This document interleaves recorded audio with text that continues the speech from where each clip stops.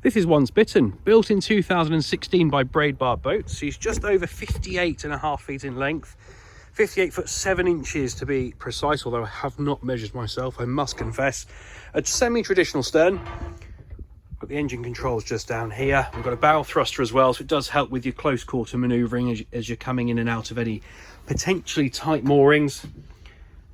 Traditional layout is what we've got aboard. So as you can see, we've got a bed that pulls out and then you can stow away when you're not using her. Before we go any further forward, we've got your engine control panel, and then in this panel here and then this panel here, they actually pull out. So this is the one that's got the most going on, so we'll focus on this one. You've got your inverter, battery master switches and all your electronics, etc. And then actually there's a little readout for your holding for your fuel tank, forgive me, down there as well, which will continue down and forwards by the bed. So we've got really decent storage to one side, and then we've got some storage above as well. I always like to say on these videos, but storage is so important, so the more that you have the better. Heating, let's back up for a second. That's through radiators, and then into the walk-through bathroom we've got some heated towel rails, which is always a lovely feature. Everything is very ergonomic. It is a walk-through bathroom, so obviously access is important. We've got a decent sized sink, electric flush toilet, and a shower. You can probably just about see me in the reflection.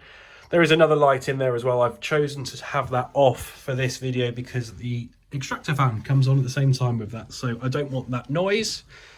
Something that's really popular on narrowboats is the dinette, and it is nice actually because it does provide you a little bit of segregation of space. You could use this as a work area, obviously for dining, and then it also means that you've got a separate sort of television saloon area, somewhere to relax aboard, that you don't have to sort of stow tables away, which is always a big advantage. It just provides more ease of use.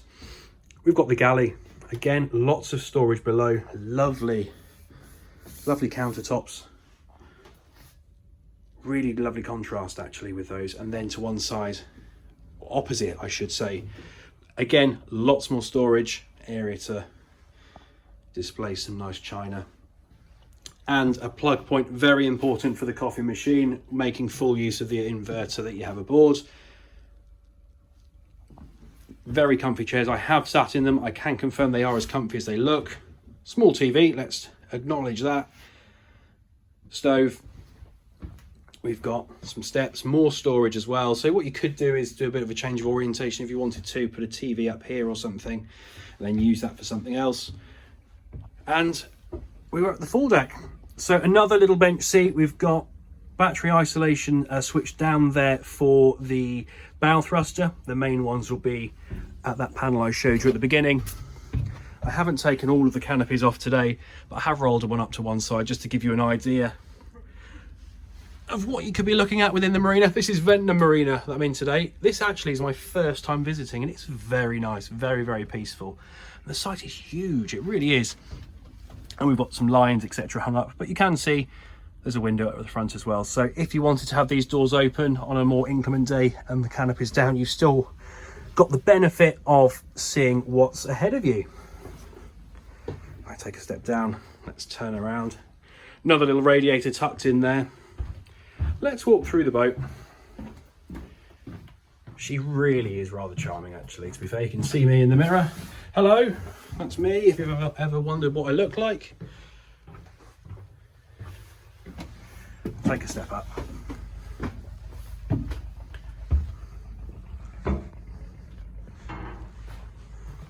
Just jump outside. So it's a little bit windy, so hopefully you can still hear me relatively well.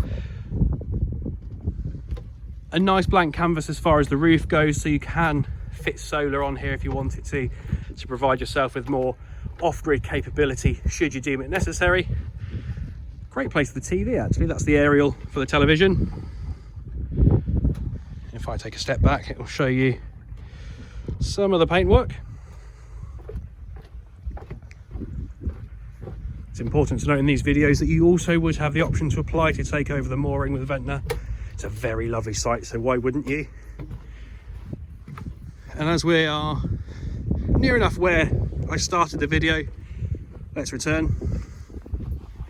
So that A nice brief walk through, but that is once Bittern.